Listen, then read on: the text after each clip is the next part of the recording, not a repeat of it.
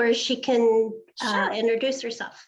Well, I'll do a quick introduction of Lizzie, if that's okay. And then she can share a bit more because she's always so humble.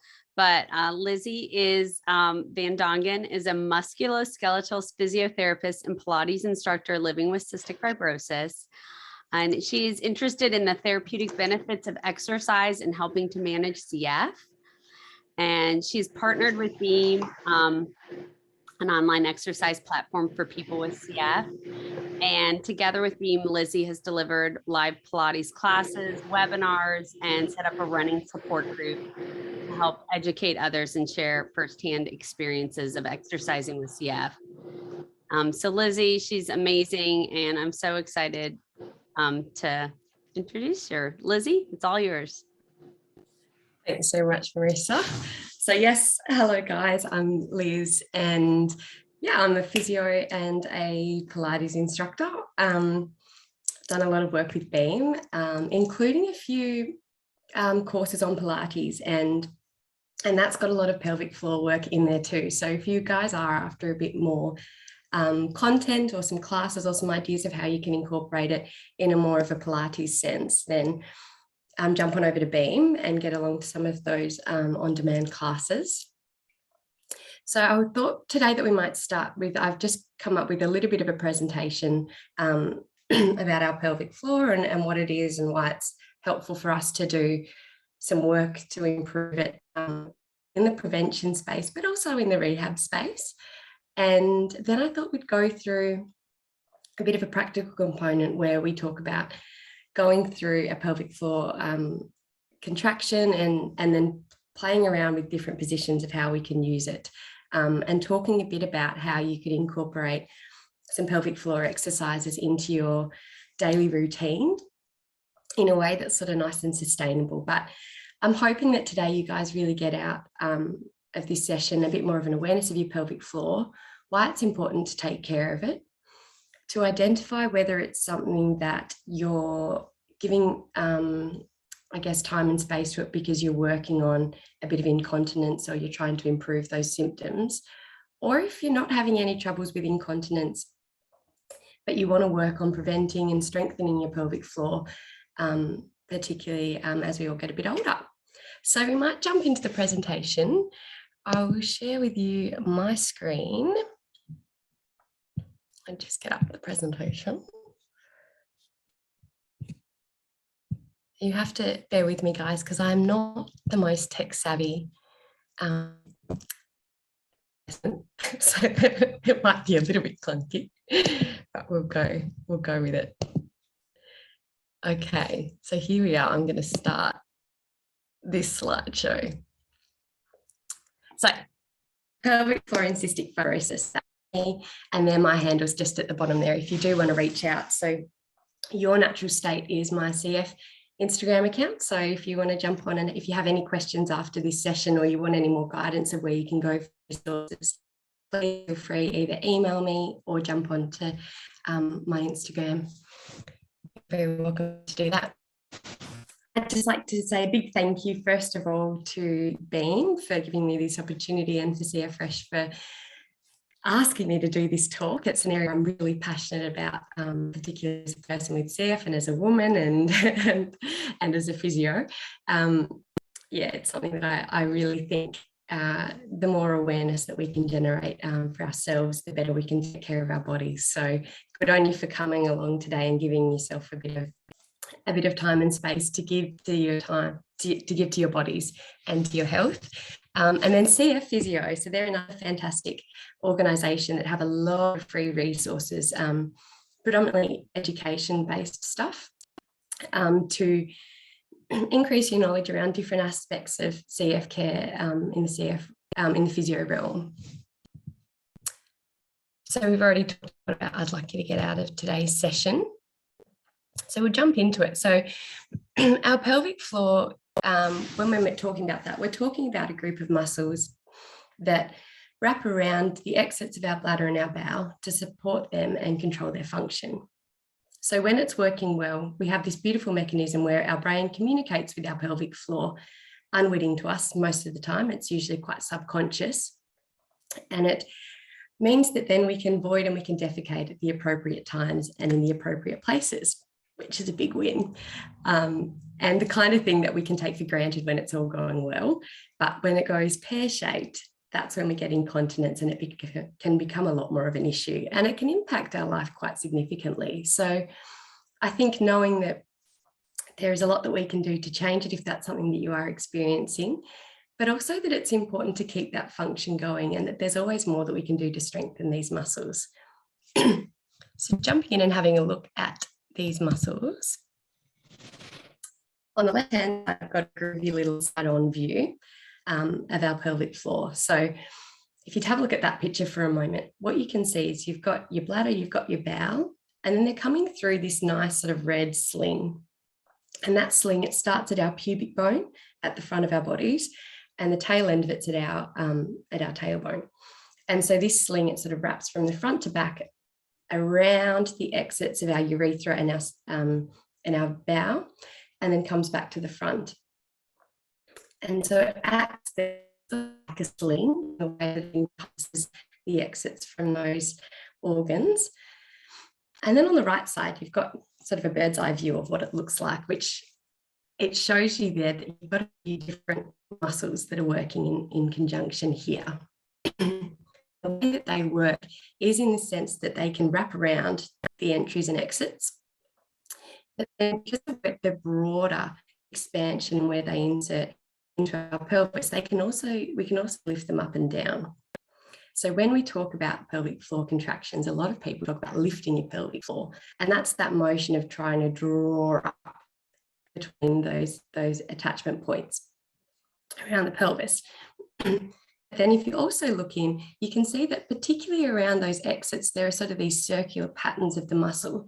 When you can think about, that's when you can really hone in and squeeze in those parts, as if you're stopping yourself from doing a wee, or as if you're holding in wind. So that's it's sort of a double kind of contraction when we look at trying to activate it, where we squeeze around those exits, but then we can also think about lifting them up and down too. We'll jump more into a bit later, but that sort of gives you a bit of an understanding and a bit of a look inside of what we're talking about. So when we talk about incontinence in the pelvic floor, there are 3 different types. There's a form of incontinence which is called urge incontinence, and that's when we need to go. So it's when that you might find that once you get that signal that, yep, I need to go to the bathroom, you need to get there right then and there. You don't have much time to lose. Having those kind of sensations and maybe not being able to make it to the bathroom before you get a bit of leakage, that would be what we call urge incontinence. Stress incontinence is the involuntary loss of urine that happens when we put our body under physical stress. So that might be when we cough, when we laugh, when we sneeze, when we jump, anything where we're increasing the pressure inside our abdominal cavity. And that can mean that can be that sort of quick little drip that you might get, or sometimes it can be a bit more than that. But then the combination of the 2 of those is called mixed incontinence, and that's when you get a little bit of urge. So when you need to go, you need to go. And it might be when you can't control as well how much urine you let out when you do get that stress episode. So it can be a bit of a slippery slope when this occurs, and without intervention, this can be the kind of thing that becomes a bit more of an ongoing and progressive problem. So it is important to address it, particularly for that. But I think it's a fantastic thing that if you've got this awareness and knowledge that as a person with CF, we're going to be putting our pelvic floor under more stress because of what we have to do to keep our bodies healthy, then you can jump into that preventative space. But we'll talk a bit more about that as we go on. So who struggles with this? Why is it a problem? So we know that prevalence in women in the general population is higher than men because of our anatomy. But then when you put that into a group of people with CF, we know that women with CF, the prevalence of it is between 30 to 76%. So it's not uncommon by any means. It's predominantly stress incontinence because of the nature of what we're putting our body to and exposing it to over the years. But we do also see that urge incontinence is something that comes secondary to that weakness as well. It is something that's prevalent in men, again, more so with cystic fibrosis But the predictors really are being female and getting older. And then also if we look at the frequency of exacerbations and disease severity, that also plays into it a little bit as well. So it might seem a bit obvious, particularly now that we've got to this point, but it can be more of an issue in CF because of the amount of pressure that we put on our pelvic floor to keep everything in. We'll chat in a minute about it. We'll go through a diagram where that'll be a bit more obvious, but because of all those activities that we partake in, our airway clearance, our huffing, our coughing, our sneezing, they can be increased pressure inside our abdominal cavity. And if we're not strong in our pelvic floor, that's sort of our bottom lid to keeping everything in. So sometimes that can be when it surrenders a little bit to what we're asking of it. So we cough a bit more frequently, usually more intensity, and it's over the duration of our lifespan. Sort of different to somebody who might just get a cold and have an episode of a week where they're doing a lot more coughing and huffing and sneezing and things like that. But for us, in the middle, hopefully that changes a bit more, but knowing that we've got that background and that sort of chronicity to what we're dealing with means that these muscles, we're going to be asking them to do a lot for a long time. And like any group of muscles, they get tired and sometimes surrender to what we're asking of them. So the good news is in this, that because they're muscles, we can strengthen muscles, we can train them, and then they can withstand what we're asking them to do. So that's really what today's all about, a bit more in touch with the ways that we can train pelvic floor muscles to help us as much as possible so that it doesn't impose this burden on us, and so that we can manage that symptom and nip it in the bud, hopefully before it becomes too much of an issue. So where to start? Firstly, by knowing it's never too early to start. So even if this is not an issue for you, it's a great place to start, and it's a great part of some activity that you can incorporate into your routine. And they do recommend that starting in women in primary school, girls, primary school age, is totally appropriate. And so again, working on that prevention is better than reaction, as well as knowing it can be a form of rehabilitation. So I think that for yourself, if you can check in and maybe just take a moment to sort of think about if there are any times when you've noticed any kind of incontinence and what kind of incontinence it is. So if we're dealing with stress incontinence, there's a different form of exercise or a different sort of branch that you'd focus more on, and that is being able to activate your pelvic floor quickly and preemptively before you huff. That was sort of a huff and a cough, I think, a huff, but before you do anything like that. So when you're then practicing your contractions, you'd maybe work on just quick contractions, squeezing and lifting up, and then relaxing. More so than if you struggle with urge, that's when we think about more your endurance. So lifting it up and trying to hold it for as long as you can, whether that's 5 seconds or 10 seconds, but that's sort of your buying time. Or if it's a bit of both that you need to work on. But developing awareness of your pelvic floor, what it does, how to activate it, how to turn it on, that will probably be something that I say, is so important. And then once you can do that, it's just when you're practicing, it's a different kind of exercise, because it might mean that it's not going to be the kind of exercise that you can do mindlessly. It's really working on that connection between your brain and your pelvic floor muscles. Sort of different to if you think about working your biceps, you can think about just bringing your arm up to your shoulder and back down, and you can do that pretty mindlessly without too much conscious thought. With your pelvic floor stuff, sometimes it might be your brain that gets more tired than the muscles themselves, but giving your headspace to that is really important.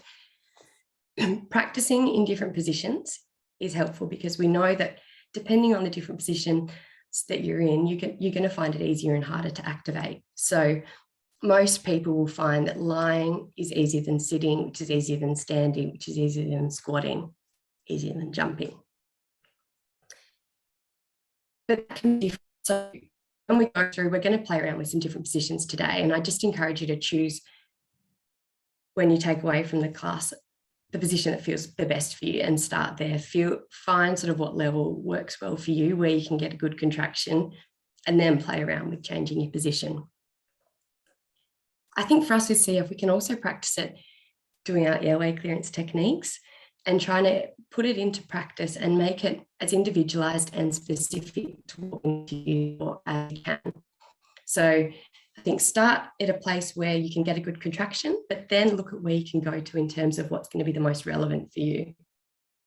So the way that then we can incorporate that practice into our day is just sprinkling bits throughout the day. So it doesn't have to be something that you do half an hour of in a solid session. You'll get far too tired. And by the end of it, I'd be surprised if you were able to get and hold a good contraction. It can be exhausting the muscles too. But sprinkling little bits throughout the day is what we need to do. And it's how we want to use our pelvic floor muscles. It's not like our pelvic floor is something that we need to hold up throughout the whole day and not let it drop down. Otherwise, we're going to spill our contents. That's not the case. It's more that we want to be able to recruit the muscles and recruit them well when we need them to. So it means that you can just sprinkle little bits of practice throughout your day. And it might look like, if you're doing some quick contractions, that you might do, say, 10 lifts while waiting for the traffic lights to turn green. Or it might be, if you're working more on your urge incontinence and preventing or rehabbing that, it might be that then you work on a continuous hold for the 10 seconds or for as long as you can hold it for. But down on the screen there, I've just got a few little things, some different positions that you can play around with it in, or some different triggers throughout the day. And then at the end there, Pilates. If you're at a loss of what type of exercise, if you want to go half an hour class, you want to incorporate a bit more awareness of your pelvic floor, Pilates is gorgeous. Pretty much every instructor will talk about your core and your pelvic floor and give you prompts to do that while you're exercising. You're changing positions, you're working on your breathing as well. It's fantastic for getting all of that in one. So in saying that, Beam, there's a few classes up on there if you want to go to some more Pilates classes that has that exercise focus and the CF specific focus. That's a gorgeous resource. And that's what I've got from a presentation point of view. So what we might do now is I am going to navigate this share screen, hopefully flawlessly. So here we have a very daggy drawing of our pelvic floor, but also a few other muscles. And the other muscles that you're seeing there is what our core consists of. I'm not going to jump too heavily into our core because that's a different can of worms, and I think we'll give a bit too much to think about, but I will just touch on the relationship between the two of them, because particularly if you have done a bit of Pilates, and you might find that the instructors are mentioning your core, it's nice to know where your pelvic floor fits into that. And even just knowing that when they do say core, they're meaning your pelvic floor as a key part of it. But I also like this diagram and this analogy because it makes you realize how you're coughing, you're laughing, you're squatting. It makes sense why we get issues with incontinence when we're not strong in our pelvic floor. So on the left side there, that's your muscular representation. On the right side, that's what's going on in my head when we're looking at our core. And it's this idea of a Coke can. So you have your lid as your diaphragm, that's sitting up here. You've got your base as your pelvic floor, sitting down at the bottom. You've got the back as your multifidus, that gorgeous muscle that runs down your spine. And then your sides and your front as your transverse abdominis. So that wraps like a corset from your back around into the front and gives us that side and front of our can. You can imagine that if you have a really full Coke can full of liquid sitting here and you squeeze the sides in, that pressure, that volume on the inside has to go somewhere. Either it will go up, and that might be when we experience things like reflux, or it will go down. And if our pelvic floor isn't strong enough, that base of our can isn't strong enough, that's when we'll get the leakage. So that can be why stress incontinence can be a bit more of an issue, because when you're getting that pushing of the sides, like when you cough or huff, then you're really increasing the pressure, and you've got to be strong through your lid and through your base. Your diaphragm's a bit more passive. There's not a lot that we can do to change what's happening there, but we can control what's happening at the base and that layer that sort of stops our contents from spilling on the floor. So that's what we're going to work on. The nice thing about these muscles, because they're so closely related, you might find that when you do turn on your transverse abdominis, or you really think about drawing your hip bones together or bringing your belly button in, you get a bit of an activation from your pelvic floor muscles, and vice versa. So today you can think about that in your mind while we work on strengthening your pelvic floor. You might feel that you get a bit of transverse abdominis action happening. You might get a bit of multifidus, but thinking about that and the relationship between the two of them, it also gives you a bit more weight to do your Pilates stuff, because by working on your core muscles, you're working on your pelvic floor and also the other areas if you can too. So that's nice. That's my analogy number one. We're about to jump right into another analogy because I just love them. But have a bit of a think about your core can and the interplay between the different ones there. And then I'm just going to stop that sharing. I might just need to reposition the camera as we jump into a bit more of your pelvic floor, and that is starting to activate it. So we're going to start by going through a few different positions of turning on your core. So if you can make yourself as comfortable as possible, I find a really nice position to start with is in this sort of with my bolster in a nice relaxed position. It also sort of will help me to demonstrate what we're doing and where we're contracting. But for you, if I can just get you to find a place where you're nice and comfortable, you can be sitting in a chair, but one that's you're sitting relatively upright, or you can make your way down onto a mat, wherever you're most comfortable. We are going to change around a few different positions. So I will say with that if there's a position that you're loving and you want to stay in because you feel like you're making progress, go for it. There'll be some positions that will be more comfortable than others. So feel free to jump between whatever feels good for you. I'm going to show you a few different options, but even if you're just taking it in and taking it on as a bit of a resource to use in the future, that is totally fine. And the same, we're going to go through some huffing and a bit of airway clearance stuff too, and just practicing what that looks like. So if it's not the right day for you to do that, that's so fine. But just giving you a bit of exposure to different kinds of exercises that we can work on is really what this session is about. But jump along and we'll definitely try and get through as much as we can together too. So this is all about just increasing your awareness and increasing your fundamental knowledge about your pelvic floor. This is not to be used in place of any recommendations that you get from your care team. It can be the kind of thing that might trigger or prompt some conversations with your care team if you want some more specific advice. So it is within their realm to include this in your care. So know that it's a totally appropriate space to bring up these issues if you haven't already. And if it's something that you want to work either in the preventative or the rehabilitative space, it's all kosher. So what we might start with is my analogy, which is that of an elevator. So when we're thinking about our pelvic floor, I want you to imagine an elevator with a front door and a back door. The front door that we're referring to is that entry and exit around your urethra, so around where your wee comes out. So your front door, we're thinking about tightening around our urethra. And then our back door, we're thinking about tightening around our sphincter. So when I say open and close the front door, that's what we're referring to. So closing that front door is tightening around your urethra, tightening that back door is around your sphincter.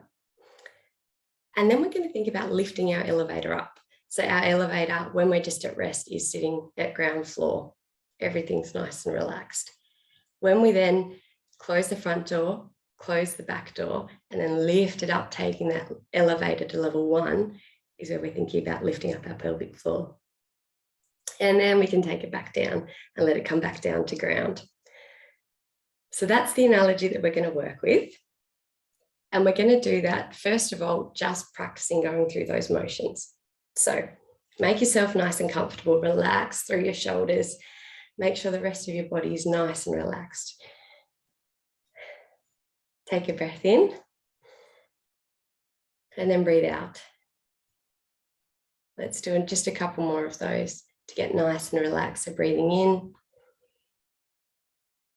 and breathing out. Again, sending that breath nice to the base and sides of our lungs, making sure we're getting that part of our lung, those parts of our lungs working.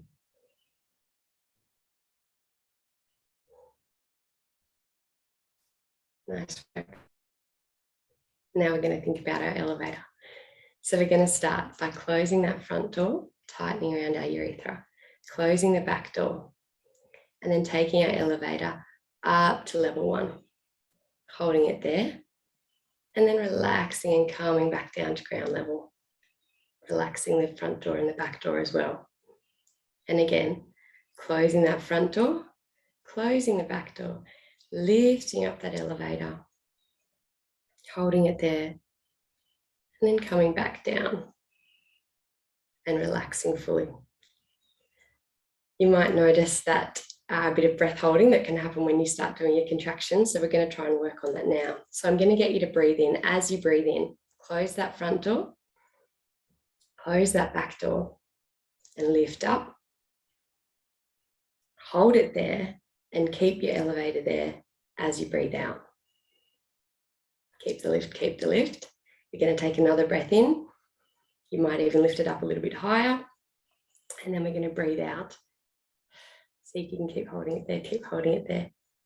And then relax and come back down to ground. So a nice thing that I like to think about when you're working through these contractions is once you've relaxed, noticing if there's anything there to let go of. You might find that along the way, particularly when you're doing long holds for your pelvic floor, that it sort of relaxes and goes back down to ground without you pressing the button to do that. And that's totally normal. It just shows you that the endurance of your muscle might need to be worked on a little bit. But using that as a cue and just checking in, have I got anything to let go of when you come back down to ground, or has the elevator sort of gone down without me knowing? It's really helpful to check in and sort of get that feedback from your body. Let's go through a few more. This time we're going to think about trying to hold it for a couple of breaths at level 1. So we're going to start at ground level. We're going to close the front door, close the back door, and then lift up, come to level 1. Breathe out as you're sitting here. We're going to breathe in again. You might bring the elevator up a level if you can. Hold it there as you breathe out. Breathe in again, see how you go, see if you can make it through this one. Breathe out, keep holding it up there, and then come back down to ground. Nice work. The next one we're going to try here is just doing a little huff. I keep saying those huff cuffs, huff coughs. You can do both if you like, but we're going to try that now. So thinking about closing that front door, closing that back door, coming up. From here, stay nice and tight, and then try just a bit of a huff. So and then relax, come back down to ground. Nice work. Let's practice that again. Tightening the front door, tightening the back door, lifting up, holding it there as you do a huff, and then coming back down and relaxing. So you could even work up to doing a couple of huffs while you're at that level 1 position, or you can go through coming up, doing a huff, and then coming back down. Very good. We might try a different position now, and that's going to be lying on our backs. So some people will find that this position might be the easiest to start in because you're not working against gravity or anything like that to activate your pelvic floor. So this would probably be the first position that I'd get you to try in. Sitting up's nice because you can have that visual, but lying down will often be where you have the least resistance to the lift, because you're, again, taking a bit of pressure off your bladder as well from the positioning of our bodies. But lying down on your back. If you need something under your head, absolutely go for it. I might do that just in case so I don't cough too much for you. Cool. So in this position, we're thinking about, I find it easy, and you might even just put your fingers inside your hip bones, and then you can feel if you get a bit of contraction from that transverse abdominis, that corset muscle that runs through around from your back into the front. So if it's comfortable for you, just pop your fingertips in there and we'll see if you can feel anything.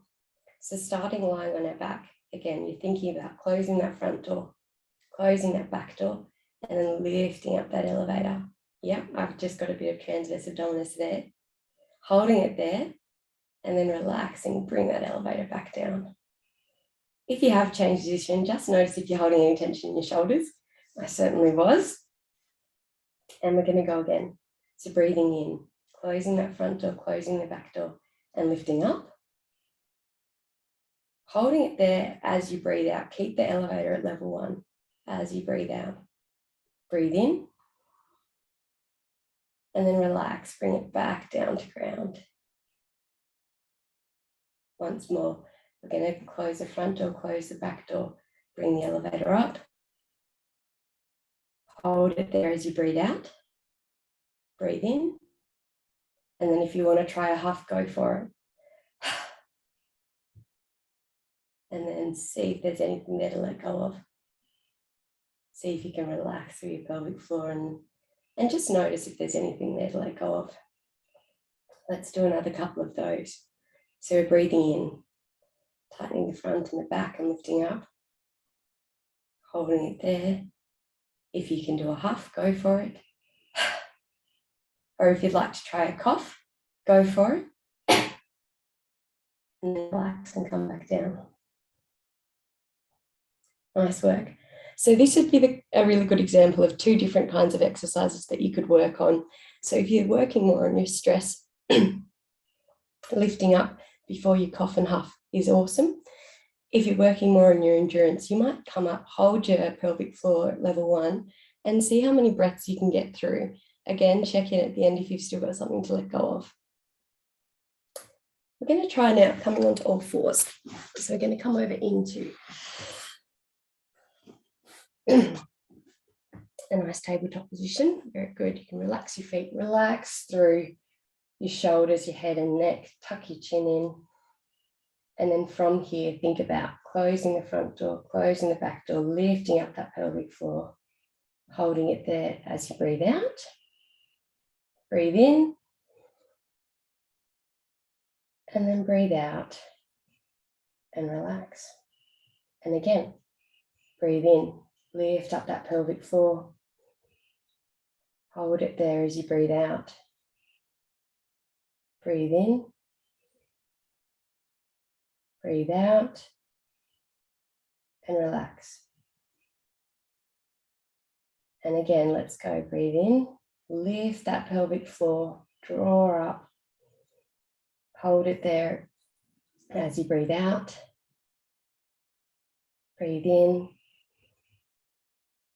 Breathe out. Let's see if we can go for one more. Breathe in. Breathe out. And then let go. Have you got anything there left? I didn't by the end. I think I'm getting a bit tired. But this can also be a position where you might feel like you're getting a bit of that transverse abdominis or feeling like your tummy's lifting away from the floor as you're drawing up. And that's when you know that you're getting a bit of that contraction between the two. The final position we're gonna try, and it might be where you guys have been all along if you're sitting down. I'm gonna grab a chair and we might try and incorporate a bit of movement into your pelvic floor contraction. So I'll just change the position of our camera. Get a bit more range there. Very good.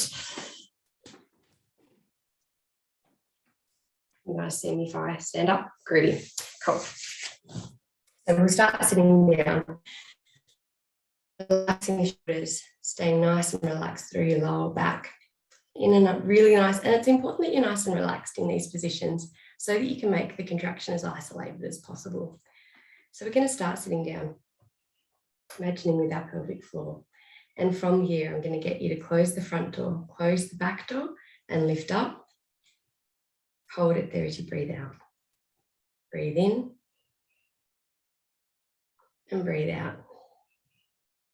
Very good. And come back down. Excellent. And again, closing the front door, closing the back door, and lifting up. Holding it there as you breathe out. As you breathe in. As you breathe out. And then relax. This time, let's try with a huff or a cough or a huff. Going to close the front door, close the back door, lift up, holding it there. And as you breathe out, try a huff. Keep holding it there, see if you can get another one in. And then relaxing back down. Nice work. This time, let's try with a cough.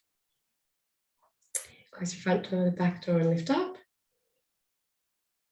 And then try a cough. Come back down. Did you have anything there to let go of? Check in and see how your body's feeling. Again, let's go one more time. Breathing in, lifting up, holding it there as you cough. And then relaxing back down. And again, if you want to work more on your endurance, go through a few of them as they're at each level there. The next one we're going to try is lifting our pelvic floor and then standing up. Let's see how we go. So nice and relaxed, feet planted down on the ground. You're going to inhale, lift up your pelvic floor, and as you exhale, stand up. Good. Relax. And again, lift up that pelvic floor. Hold it there as you sit back down. Good. And relax. Let's see if we can get through a couple of standing up and sitting down while we hold our pelvic floor. So lifting up our pelvic floor, breathing in, and as you breathe out, stand up. Good. Holding it there, keep holding as you come back down. And again, keep holding it if you can, otherwise have a break. Lift up. Keep holding as you sit back down. Great work. Can you notice when you're doing that you're getting a bit of extra activity through, either it might be through your tummy muscles, you might even feel that your glutes are coming on and giving you a bit more support, but it does sort of highlight that interconnected nature of the group of muscles. We're going to go through just a couple more now, working on that same position. This time when we come up, we're going to do a cough in standing. So you're going to lift up through the pelvic floor, holding nice and tight as you stand up, and then this time as you exhale, it's a huff or a cough. And then relax. Notice if you had anything to let go of there. Again, let's do that once more while we're standing. So we're going to lift up that pelvic floor, breathing in, holding it there as we do a huff. Good. And then relaxing back down. One more time. Let's go. We're going to breathe in and lift up. This time you could try a cough if you'd like to, or just an exhale if you're feeling a bit tired. And then you can relax. Let's go back into sitting. So we're going to lift up, keep holding as we sit back down and relax. Very good. So there you have it, guys. A few different positions that you can try holding your pelvic floor while you're doing, but also it can sort of give you some ideas of how you can incorporate that hold into your breathing techniques and into your airway clearance as you're working through. And I'm just having a look here, and it is okay, particularly if you're doing things like you're standing up and sitting down, if you're feeling it through your bottom muscles. And you might find that particularly when you're working through this, you do get a lot of extra muscle activation to start with. The goal is that as you get better at it, you're going to be able to isolate those muscles a lot better, and you're going to be able to sort of strip it back. So when you're doing these contractions, because they're little ones that we want to be able to work on and incorporate throughout our day, we want them to be as efficient as possible. So it might be that when you're lifting your pelvic floor, you can lift it and you can really lift it up high, but you might not need to go to that area. It's the kind of thing that you can test and practice with bits of really coming up as high as you can. But if doing just that bottom lift is all that you need to be able to control what's leaking before you cough or huff or before you jump, then we want to work on the most efficient basis as possible. When you're practicing and you're going through these exercises, that might be when you sort of test your limits and see, can I get a bit more? Can I get a bit more lift, or can I get a bit more squeeze? But definitely be really kind to yourself when you're starting, and knowing that it's going to be hard to get a really nice isolated contraction straight off the bat. It takes time and developing, that awareness and that control, which is coming from your brain and signaling with the muscles as well. So there's a few different things that you're working on and exercise. Absolutely, it's the pure strength of the muscle, but it's also that communication and making both of those elements as efficient as possible. So to start off with, it might be a bit clunky. You might get a whole lot of other contraction, but just trying to strip it back and relax as many other parts of your body as you can while you're doing them is really going to be beneficial for you. So there you have today's session. If you do want some more content or some more classes to go through, jump on over to Beam. If you want some more information or knowledge support, feel free to send me a message, but otherwise you can jump onto other resources such as cfphysio.com as well.